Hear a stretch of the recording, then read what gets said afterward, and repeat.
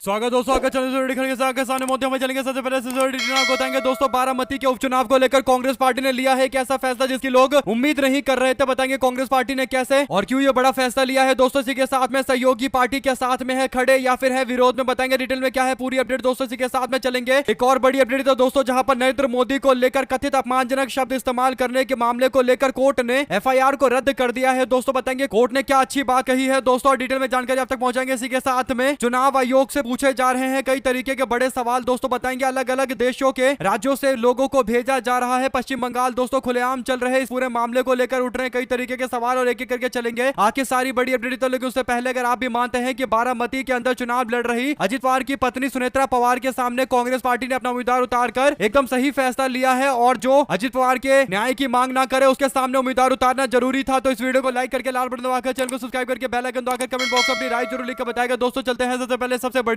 Breaking news update की तरफ, जहां पर पवार फैमिली का सबसे मजबूत गढ़ माने जाने वाले बारामती के अंदर उपचुनाव होने जा रहे हैं दोस्तों, क्योंकि पूर्व मुख्यमंत्री और दिग्गज नेता रहे अजित पवार का समय से पहले एक हादसे में निधन हो गया दोस्तों। ऐसे में उनकी विधानसभा की सीट खाली हो गई है जहां पर उपचुनाव होने वाले हैं और इस मामले को लेकर नया राजनीतिक उबाल देखने को मिल रहा है। कांग्रेस पार्टी ने इस सीट से चुनाव लड़ने के लिए अजित पवार की पत्नी और राज्य की उप मुख्यमंत्री सुनेत्रा पवार के विरुद्ध उम्मीदवार उतारने का एक बड़ा ऐलान करते हुए बारामती की सियासत में नया हड़कंप मचाया है दोस्तों। जबकि पवार परिवार के लोगों को लग रहा था कि सुनेत्रा पवार के सामने कोई अपना उम्मीदवार नहीं उतारेगा और इसलिए अलग अलग पार्टियों से लगातार बातचीत चल रही थी दोस्तों, लेकिन पहले शिवसेना यूबीटी से बातचीत किया गया तो शिवसेना यूबीटी ने इस पर कोई स्पष्टीकरण नहीं दिया और इसके बाद कांग्रेस पार्टी ने कहा कि वो अपना उम्मीदवार उतारेंगे। इसके पीछे सबसे बड़ा कारण यह है दोस्तों कि कांग्रेस पार्टी चाहती है कि एक ऐसा व्यक्ति बारामती से चुनाव जीत कर आए जो अजित पवार के न्याय की मांग करे, यानी अजित पवार के हादसे में हुई मौत के मामले पर जांच पड़ताल कराने की मांग करे, ना कि सुनेत्रा पवार की तरह उप मुख्यमंत्री बनने के बाद इस मुद्दे को ही भूल जाए। रोहित पवार लगातार संघर्ष कर रहे हैं अपने काका के न्याय की मांग को लेकर। अजित पवार के हादसे के मामले को लेकर जांच पड़ताल करने के लिए अलग अलग थानों में जा रहे हैं दोस्तों FIR दर्ज करवाने के लिए, लेकिन कहीं भी उनकी FIR नहीं ली जा रही है। पूरे महाराष्ट्र में एक तरीके से ऐसा है, लग रहा है कि आदेश जारी कर दिया गया है कि कोई भी अजित पवार से जुड़े इस मामले को लेकर FIR नहीं लेगा, यानी किसी भी थाने में जाओ कहीं कोई FIR नहीं हो रही। इसके बाद कांग्रेस पार्टी शासित राज्यों के अंदर FIR चल रही है दोस्तों, यानी कर्नाटका में मामला दर्ज किया गया है और वहीं से जांच पड़ताल शुरू हुई है। तो कहीं ना कहीं कांग्रेस पार्टी इस मामले को लेकर काफी सीरियस तरीके से आगे बढ़ रही है दोस्तों। अगर आप भी मानते हैं कि कांग्रेस पार्टी के प्रदेश अध्यक्ष हर्षवर्धन सकाल ने जो स्पष्ट किया है कि इस चुनाव में वो अपना उम्मीदवार उतारेंगे और कांग्रेस पार्टी के केंद्रीय नेतृत्व ने इसकी मंजूरी दे दी है, यानी राहुल गांधी और मल्लिकार्जुन खड़गे ने मंजूरी दे दी है, शिवसेना यूबीटी भी साथ में आकर खड़ी है, तो एकदम सही है कि कांग्रेस पार्टी अपना उम्मीदवार उतार रही है दोस्तों। ऐसे में तो पवार परिवार या किसी व्यक्ति को टिकट देना चाहिए कांग्रेस को मैदान में उतारने के लिए, रोहित पवार को ही यहां से चुनाव लड़ने के लिए रिक्वेस्ट करना चाहिए। ऐसे में दोस्तों अगर आप भी मानते हैं कि बारामती की विधानसभा सीट पर जिसका कब्जा होगा वही एनसीपी का अगला उत्तराधिकारी होगा और आज की डेट में अगर कोई उत्तराधिकारी के तौर पर सबसे बड़ी भूमिका निभा रहा है दोस्तों तो वो रोहित पवार निभा रहे हैं, जो अपने काका के न्याय की मांग को लेकर लगातार मैदान में उतरे हुए हैं। दो शब्द जरूर लिखकर बताएगा और ज्यादा से ज्यादा वीडियो को शेयर कीजिएगा। दोस्तों चलते हैं एक और बड़ी अपडेट की तरफ, जहां पर शिवसेना यूबीटी को भी फोन लगाकर मांगा जा रहा था समर्थन, लेकिन हुआ ये कि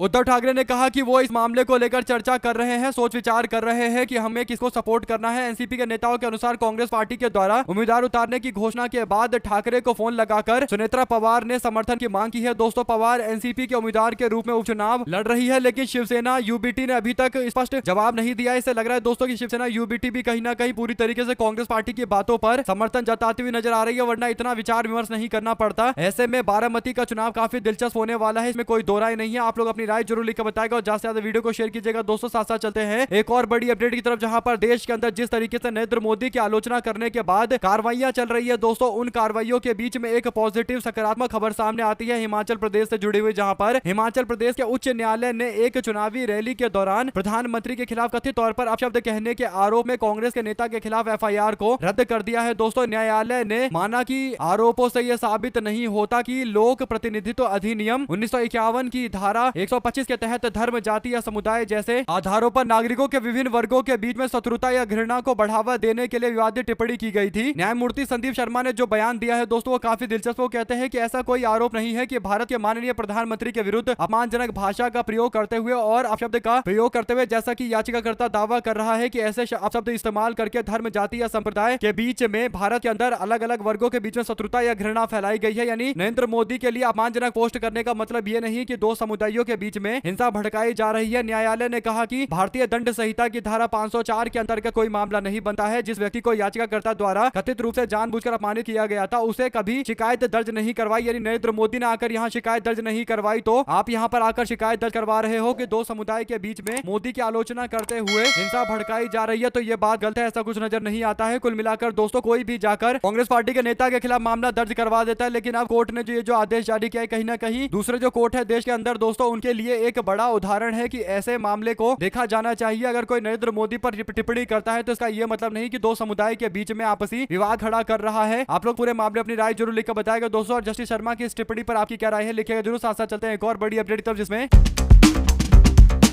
लोग आखिर पूछ रहे हैं कि चुनाव आयोग यानी केंद्रीय चुनाव आयोग कहां है। देश के अंदर बीजेपी वाले जो हरकतें कर रहे हैं उस पर कोई कार्रवाई क्यों नहीं हो रही। दरअसल दोस्तों बीजेपी गुजरात में रहने वाले बंगाली श्रमिकों को विधानसभा चुनाव में मतदान कराने के लिए, वोट कराने के लिए घर वापस लाने के लिए 4 विशेष ट्रेन इस्तेमाल कर रही है दोस्तों, यानी 4 ट्रेन में लोगों को भर भर कर गुजरात से बंगाल भेजा जा रहा है बीजेपी को वोट करने के लिए। और ये साफ तौर पर वोट खरीदने का मामला है, क्योंकि कोई किसी व्यक्ति को फ्री में ट्रेवल करने के लिए टिकट तो देता नहीं है। ऐसे में दोस्तों बिहार चुनाव के बीच में हरियाणा से भी लोगों को भेजा गया था, अलग अलग क्षेत्रों से लोगों को भेजा गया था, और बीजेपी वही अब बंगाल के अंदर भी कर रही है। आप लोग इस पूरे मामले अपनी राय जरूर लिखकर बताएगा दोस्तों, ज्यादा से ज्यादा वीडियो को शेयर कीजिएगा। साथ साथ चलते हैं एक और बड़ी खबर की तरफ, जहां पर देश के अंदर गैस की भारी किल्लत है दोस्तों। सरकार की विदेश नीति सही नहीं है, और मल्लिकार्जुन खड़गे ने बयान देते हुए कहा कि देश के अंदर गैस की किल्लत हो रही है। इसी से पता चल रहा है कि भाजपा सरकार की विदेश नीति पूरी तरीके से फेल हो गई है, क्योंकि कोई भी विदेश नीति कितनी सफल है कितनी असफल है ये इस बात पर निर्भर करता है कि क्या आम जनता को उससे फायदा मिल रहा है या फिर आम जनता इससे सबसे ज्यादा प्रभावित है। दोस्तों हकीकत यह है कि देश के अंदर गैस की किल्लत है, और इसीलिए बुकिंग के दिन भी बढ़ा दिए गए हैं, और गैस के लिए लोगों को संघर्ष करना पड़ रहा है। बीजेपी की सरकार इस बात को मानने को तैयार नहीं है, लेकिन वास्तविकता यही है। और मल्लिकार्जुन खड़गे ने कहा कि विदेश नीति को हम लोग फेल इसीलिए बता रहे क्योंकि देश के अंदर गैस की किल्लत है। जब खुलेआम सबको यह बात दिखाई दे रही है तो विदेश नीति सही है या गलत, ये बात सबके सामने खुलकर आ गई है। आप लोग अपनी राय जरूर लिखकर बताएगा दोस्तों, और ज्यादा से ज्यादा वीडियो को शेयर कीजिएगा। साथ साथ चलते हैं एक और बड़ी अपडेट की तरफ, जिसमें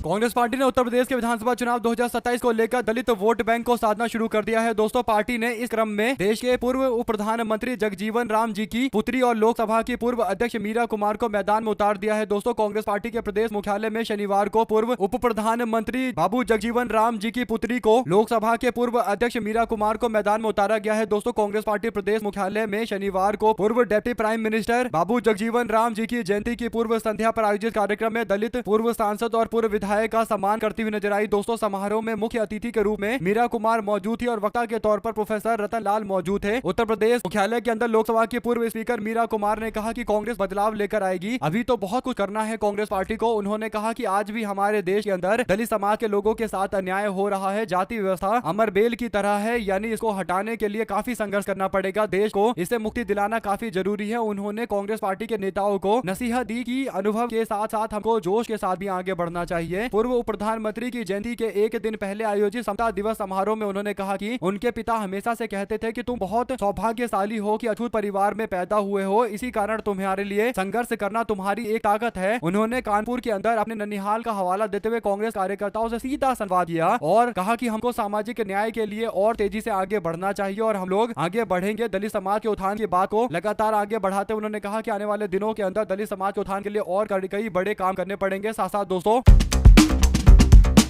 संजय राउत ने एक और बड़ा दावा किया है दोस्तों। संजय राउत ने एक इंटरव्यू के दौरान कपिल सिब्बल से बातचीत के दौरान कहा कि एक बार बाला साहेब से अमित शाह जी मिलने के लिए आए थे, उनको मदद चाहिए थी, तब उन्होंने जज को फोन करके बोला कि यानी बाला साहब ठाकरे ने अमित शाह की मदद करने के लिए जज को फोन करते हुए कहा कि ये व्यक्ति बहुत परेशान है, अमित शाह बहुत परेशान है, एक बेटा जय साहब भी है, उसकी मदद करो। इसके बाद जज ने इनको रिलीफ दी, लेकिन इसके बावजूद उन्होंने बाला साहब ठाकरे की शिवसेना को तोड़ा। यानी संजय राउत अमित शाह के गुजरात के मुख्यमंत्री और विधायकी के टाइम की बात कर रहे थे। संजय राउत ये कहानी किस्सा सुना रहे थे। उन्होंने कहा कि मैं उस समय वहां पर मौजूद था जब ये पूरा घटनाक्रम हुआ है, यानी बाला साहब ठाकरे ने अमित शाह को बचाया, वरना अमित शाह के खिलाफ कड़ी कार्रवाई की गई होती। ऐसे में दोस्तों अमित शाह गुजरात के मंत्री थे, तो अमित शाह के ऊपर कई तरीके के बड़े मामले चल रहे थे दोस्तों। इन्हीं मामलों का जिक्र करते हुए संजय राउत की ओर से ये टिप्पणी की गई है। आप लोग इस पर अपनी राय जरूर लिखकर बताएगा। साथ साथ चलते हैं एक और बड़ी अपडेट की तरफ, जहां पर कांग्रेस पार्टी ने शुक्रवार को आरोप लगाया कि सरकार ने पश्चिम बंगाल और तमिलनाडु में विधानसभा चुनाव के नतीजों को प्रभावित करने के लिए चुनावी भी लाभ हासिल करने के लिए इस महीने संसद का विशेष सत्र बुलाया है, जो आचार संहिता का उल्लंघन है। कांग्रेस पार्टी के महासचिव जयराम रमेश ने यह दावा किया कि प्रधानमंत्री नरेंद्र मोदी महिला आरक्षण अधिनियम में संशोधन करके दोबारा श्रेय लेना चाहते हैं। उन्होंने यह भी कहा कि सरकार ने नारी शक्ति वंदन अधिनियम में संशोधन के साथ परिसीमन का भी एक तरफा फैसला लिया है, जबकि इस बारे में विपक्ष से कोई बातचीत नहीं की गई। यानी भाजपा सरकार अपने हिसाब से डिलिमिटेशन करवा रही है, सीटों का बंटवारा करवा रही है, कौन से राज्य में कितनी सीटें बढ़ेगी ये भाजपा खुद से तय कर रही है, जो साफ तौर पर नियम कानूनों का उल्लंघन है। ऐसे में दोस्तों बीजेपी एक तो महिला आरक्षण लेकर आ रही है, उसे लेकर कई सारे सवाल उठेंगे, और उसके बाद महिला आरक्षण के साथ साथ जो सीटें बढ़ाई जाएगी और किन राज्यों के अंदर कितनी सीटें बढ़ाई जाएगी, ये एक सवाल का और बड़ा कारण बनेगा, बहस का एक बड़ा कारण बनेगा। आप लोग अपनी राय जरूर लेकर बताएं इस पूरे मामले पर। साथ साथ दोस्तों 3 दिन पहले तक संसद में उठाए जाने वाले मुद्दे को लेकर चर्चा में रहने वाले राघव चड्ढा अब राज्यसभा में आम आदमी पार्टी के डिप्टी लीडर पोस्ट से हटाए जाने को लेकर सुर्खियों में है। दोस्तों सोशल मीडिया पर काफी चर्चाएं चल रही है। ऐसे में आम आदमी पार्टी की हरियाणा विंग के पूर्व अध्यक्ष रहे नवीन जयहिंद, जो स्वाति मालीवाल के पति भी रहे हैं दोस्तों एक टाइम में, और सोशल मीडिया प्लेटफॉर्म एक्स पर एक वीडियो पोस्ट करते हुए उन्होंने सनसनीखेज खुलासा किया है। यानी अरविंद केजरीवाल और आम आदमी पार्टी के आसपास के नेताओं में से एक नेता हरियाणा के पूर्व अध्यक्ष नवीन जयहिंद कहते हैं कि अरविंद केजरीवाल का जो पहले सरकारी आवास था, जिसको भाजपा वाले शीश महल कहते थे, सरकारी आवास पर राघव चड्ढा को बुलाकर मुर्गा बनाकर पीटा गया था। ये दावा करते हुए नवीन जयहिंद ने सोशल मीडिया पर कहा कि राजदार राघव जी वो क्यों नहीं बताते जब उनको शीश महल के अंदर बुलाकर मुर्गा बनाकर पीटा गया था। तो राघव चड्ढा के आंख पर चोट आई थी और इसका इलाज कराने के लिए वो इंग्लैंड गए थे। जब आंसुओं का सैलाब आया था आपसे हिम्मत वाली, तो महिला सांसद निकली, यानी अपनी पुरानी पत्नी पूर्व पत्नी के बारे में जिक्र कर रहे हैं दोस्तों, जो आम आदमी पार्टी की राज्यसभा की सांसद भी और बागी नेता भी है, स्वाति मालीवाल, जिन्होंने इस मामले को लेकर तो यानी उनके ऊपर अत्याचार हुआ तो सवाल खड़ा किया। अब उनके पूर्व पति आम आदमी पार्टी के हरियाणा के पूर्व अध्यक्ष नवीन जयहिंद कह रहे हैं कि उस महिला ने तो अपनी आवाज उठाई, लेकिन आपने अपनी आवाज क्यों नहीं उठाई, क्योंकि आपको भी तो पीटा गया था शीश महल के अंदर, अरविंद केजरीवाल के सरकारी आवास के अंदर। अब दोस्तों ये जो आरोप लगाए गए हैं काफी गंभीर आरोप है, और बड़ी बात यह है कि आम आदमी पार्टी के वरिष्ठ नेताओं में से एक व्यक्ति थे ये नवीन जयहिंद, जिनको आम आदमी पार्टी से जुड़ी हुई कई तरीके की बातें पता थी। ऐसे में दोस्तों कहीं ना कहीं राघव चड्ढा के पिटाई का जो ये आरोप लगा रहे हैं, ये कहीं ना कहीं बहुत गंभीर मामला है। क्या राघव चड्ढा इस बात का खंडन करेंगे या फिर इसका सपोर्ट करेंगे? जो भी अपडेट इससे जुड़ी आती रहेगी दोस्तों आप तक लगातार पहुंचाते रहेंगे। साथ साथ चलते हैं एक और बड़ी अपडेट की तरफ, जिसमें ईडी ने पश्चिम बंगाल के अंदर सैकड़ों करोड़ रुपए के घोटाले के आरोप में यानी नगर निकाय नौकरी घोटाले के सिलसिले में राज्य के मंत्रिमंडल के यानी ममता सरकार के मंत्री 2 मंत्रियों को पूछताछ के लिए तलब किया है दोस्तों। और बड़ी बात यह है कि ये दोनों के दोनों मंत्री, जिसमें सुजीत बोस और नितिन घोष का नाम है, ये दोनों के दोनों विधानसभा का चुनाव भी लड़ रहे हैं और अपने विधानसभा क्षेत्र के अंदर चुनाव प्रचार कर रहे हैं। सबको इन दोनों नेताओं को सॉल्ट लेक स्थित ईडी कार्यालय में उपस्थित होने के लिए बोला गया है दोस्तों, और जनवरी 2024 में पूछताछ की गई थी। उसके बाद अब ये मामला वापस से खुल रहा है। यानी ऐसा लग रहा है कि चुनाव के बीच में जो 2 मंत्री जो उम्मीदवार के तौर पर भी चुनाव लड़ रहे हैं, जिनके जीतने के चांस भी काफी ज्यादा है, उन लोगों को भी चुनाव में बुलाकर कहीं ना कहीं उनके चुनाव प्रचार को डीरेल करने की कोशिश की जा रही है दोस्तों। ऐसे में एक व्यक्ति जो चुनाव लड़ रहा है, क्या वो पूछताछ के लिए जाएगा या पूछताछ की तैयारी करेगा या फिर चुनाव प्रचार की तैयारी करेगा? एक तरीके से जो व्यक्ति एक उम्मीदवार के तौर पर चुनावी मैदान में उतरा हुआ है, उसको तो टाइम मिलना चाहिए आम जनता से मुलाकात करने का, और वैसे भी चुनाव के टाइम में आदमी इतना बिजी रहता है। और अब ये जो नोटिस गया है, समन गया है, इस पर जवाब देने के लिए ईडी के सामने पेश होना ही पड़ेगा, और कोई गारंटी नहीं है, हो सकता है कि ईडी गिरफ्तार भी कर ले, अरेस्ट भी कर ले, अगर सही से जवाब नहीं दे पाए तो कहीं ना कहीं तृणमूल कांग्रेस की भी मुसीबतें लगातार बढ़ती जा रही है दोस्तों। जिस तरीके से राज्य के अंदर एक के बाद एक अधिकारियों का ट्रांसफर हो रहा है, उसके बाद अब अपने मंत्रियों को ईडी के द्वारा समन भेजा जा रहा है और चुनौतियां और ज्यादा बढ़ाई जा रही है। कहीं ना कहीं तृणमूल कांग्रेस के लिए दिक्कतें बढ़ रही है बंगाल के अंदर। आप लोग की क्या राय है इस पूरे मामले पर दोस्तों, लिखकर जरूर बताएगा, क्योंकि जिस तरीके से भारतीय जनता पार्टी इस बार पूरे तंत्र का इस्तेमाल बंगाल में कर रही है और अमित शाह कह रहे हैं कि 15 दिनों तक वो बंगाल में मौजूद रहेंगे एक केंद्रीय गृह मंत्री के तौर पर, कहीं ना कहीं इसे चिंताएं और ज्यादा बढ़ रही है। आप लोग अपनी राय जरूर लिखकर बताएगा दोस्तों। साथ ही साथ प्रधानमंत्री नरेंद्र मोदी ने शनिवार को कांग्रेस के नेताओं पर एक आरोप लगाया दोस्तों। मोदी कहते हैं कि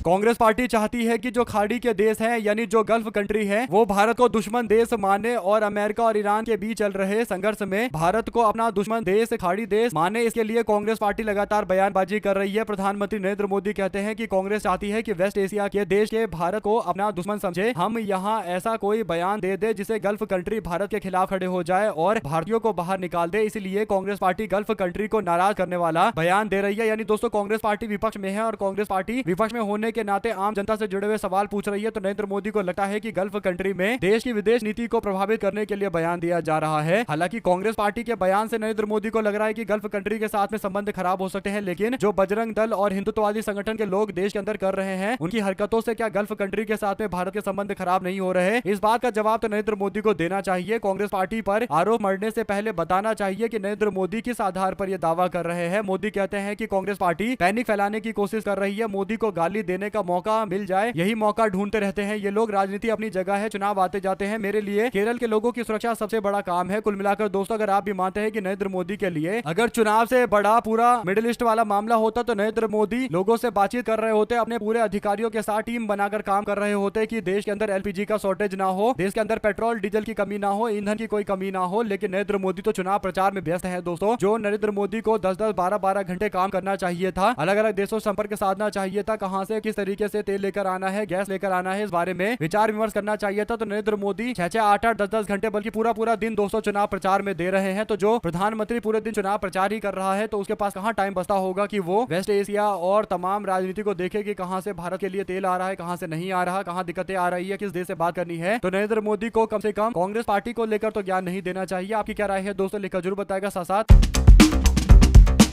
तमिलनाडु के उप मुख्यमंत्री उदयनिधि स्टालिन ने शनिवार को जनता से दिल्ली की टीम को हराने की अपील करते हुए कहा कि ये चुनाव तमिलनाडु की जनता यानी तमिल वर्सेस दिल्ली का बन चुका है। दिल्ली से कुछ लोग आकर तमिलनाडु पर कब्जा करना चाहते हैं, हमारी संस्कृति को बदलना चाहते हैं और हमारे यहाँ की कुछ पार्टियां हैं। निशाना AIADMK के ऊपर था कि ये लोग भी मिलकर उन लोगों को फायदा पहुंचा रहे हैं जो हमारी देश की राजनीति को कमजोर करने की कोशिश कर रहे हैं, हमारे राज्य की राजनीति को कमजोर करने की कोशिश कर रहे हैं। ऐसे में दोस्तों, अगर आप भी मानते हैं कि बात तो एकदम सही है, कांग्रेस पार्टी और डीएमके गठबंधन राज्य के अंदर अपना दबदबा दिखाएगी दोस्तों, और इस बार फिर से डीएमके और कांग्रेस पार्टी की सरकार बनेगी। क्योंकि जो माहौल बन रहा है उससे एक बात स्पष्ट हो गई है कि आम जनता जान रही है कि तमिलनाडु के अंदर भारतीय जनता पार्टी किस तरीके की राजनीति करना चाहती है, किस तरीके से तमिलनाडु की आम जनता के साथ बीजेपी की राजनीति बैठती नहीं है दोस्तों। भारतीय जनता पार्टी को लगता है कि तमिलनाडु के अंदर उनका विस्तार हो जाएगा, लेकिन हकीकत यह है कि तमिलनाडु की राजनीति और बीजेपी की राजनीति में जमीन आसमान का अंतर है। और यही बड़ा कारण है कि भारतीय जनता पार्टी के साथ जाने के बावजूद तमिलनाडु के अंदर AIADMK नुकसान में जा रही है, क्योंकि भारतीय जनता पार्टी को तमिलनाडु की जनता पसंद नहीं करती है दोस्तों। अगर AIADMK वाले अकेले चुनाव लड़ते तो उनके जीत की संभावना थोड़ी बहुत तो थी, लेकिन भारतीय जनता पार्टी के साथ चले गए तो अब जीत लगभग नामुमकिन सी है। आप इस पूरे मामले में अपनी राय जरूर लिखकर बताएगा दोस्तों, और ज्यादा से ज्यादा वीडियो को शेयर कीजिएगा। साथ ही साथ चलते हैं एक और बिग न्यूज अपडेट की तरफ, जहां पर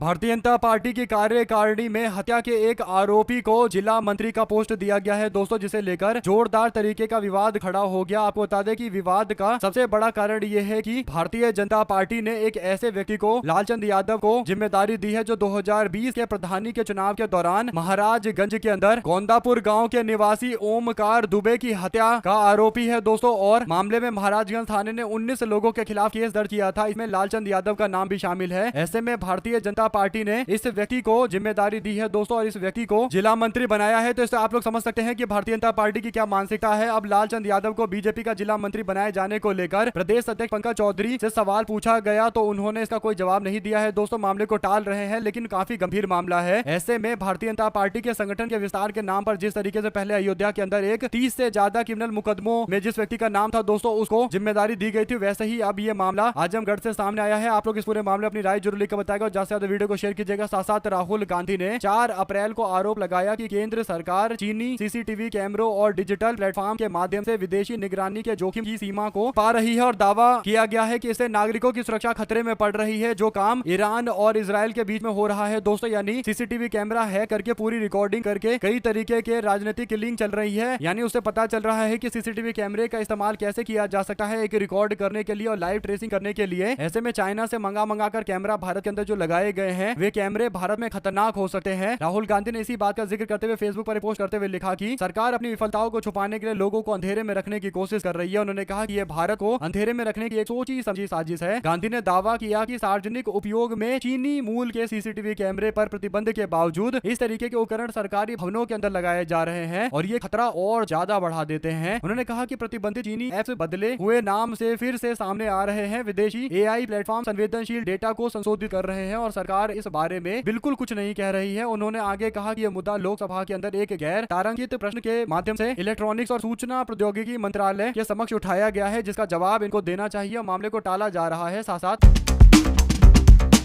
2023 के अंदर तेलंगाना में थर्ड फ्रंट बनाने की एक बात चली थी दोस्तों, यानी तीसरा मोर्चा बनाने की बात चली थी। इसमें कई सारे चेहरे दिखाई दे रहे हैं। केसीआर दिखाई देते हैं, उनके साथ में केजरीवाल और पिनरे विजयन दिखाई दे रहे हैं। बड़ी बात यह है दोस्तों कि पहले केसीआर चुनाव हारे क्योंकि ये कांग्रेस पार्टी के खिलाफ एक नया गुट तैयार कर रहे थे। फिर केजरीवाल की कुर्सी दिल्ली में चली गई और उसके बाद पिनरे विजयन को तमाम सर्वे में बताया जा रहा है कि उनका भी पता साफ होने जा रहा है। तो ये जो तीसरा मोर्चा कांग्रेस के खिलाफ बना रहे थे, वो तीसरा मोर्चा पूरी तरीके से फेल हो गया है और जो नेता तीसरा मोर्चा बना रहे थे उनकी कुर्सी जा चुकी है। अब एक दो नेता बचे हुए हैं, उनकी कुर्सी भी चली जाएगी। और एक बात साबित हो गई है कि देश के अंदर मुख्य विपक्षी पार्टी अगर कोई है तो वो कांग्रेस पार्टी है। डंके की चोट पर इस बात को स्वीकार करना चाहिए। अखिलेश यादव ने कांग्रेस को साथ में लेकर 24 का चुनाव लड़ा, तो आप लोगों ने देखा रिजल्ट किस तरीके का हुआ है। तो इसीलिए कांग्रेस के साथ मिलकर ही कुछ बड़ा किया जा सकता है। आप लोग की जो भी राय है दोस्तों लिखकर जरूर बताएगा। हमारे लगातार जुड़े दोस्तों का बहुत बहुत धन्यवाद। आप लोग देख रहे थे, आपको चैनल जय हिंद जय भारत। ज्यादा वीडियो को शेयर कीजिए।